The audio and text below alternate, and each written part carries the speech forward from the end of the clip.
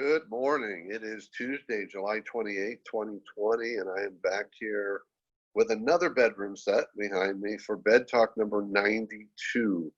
And the topic today is what you meant is not a fact. What you meant is not a fact. And what I'm talking about is the way that we tend to use what we meant or what we intended or what we say we didn't mean as sort of our get out of jail free card, where we engage in an interaction with another person, whether it's a group, an individual, it's something we did, something we didn't do, something we said or didn't say, or often how we said it, how it was perceived. And someone will have an impact on someone, and hopefully they'll share it or we'll see that it had an impact.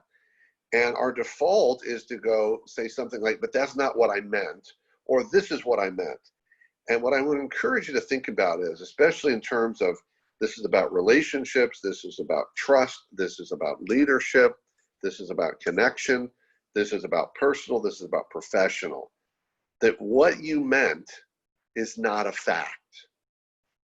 And I'm going to argue it's irrelevant, because it's only relevant to you. And in interpersonal relationships, it's about the other person.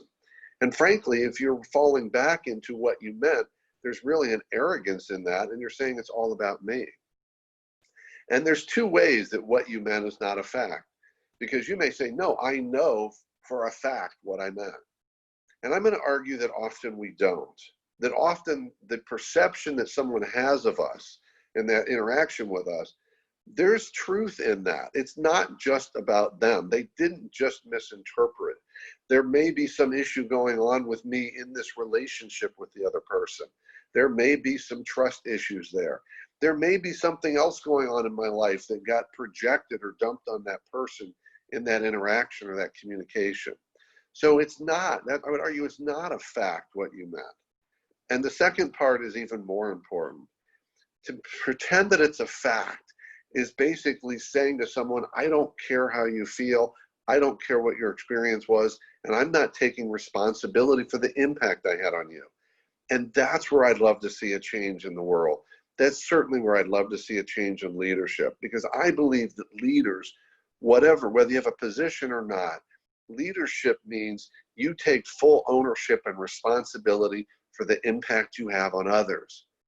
A number of years ago, I heard a great phrase, and it has stuck with me, and it goes like this.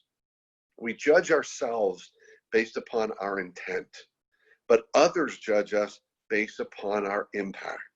Think about that.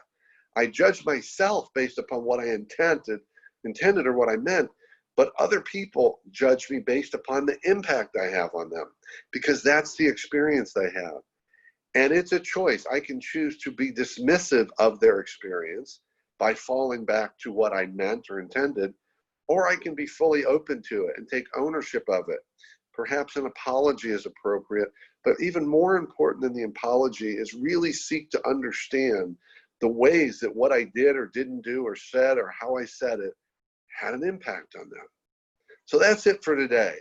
Maybe more to come on this. I think there's a lot to unpack here. But my phrase to stay with you is, what you meant or what you intended is not a fact. And it's largely irrelevant when it comes to the relationships, to the trust, and to the leadership. So that's it for today, Bed Talk 92. Keep taking care of yourself and everyone around you, particularly that idea of what does it look like to take care of others and to look out for others during these difficult times. And by all means, stay connected. Have a great day, and I will see you back here tomorrow.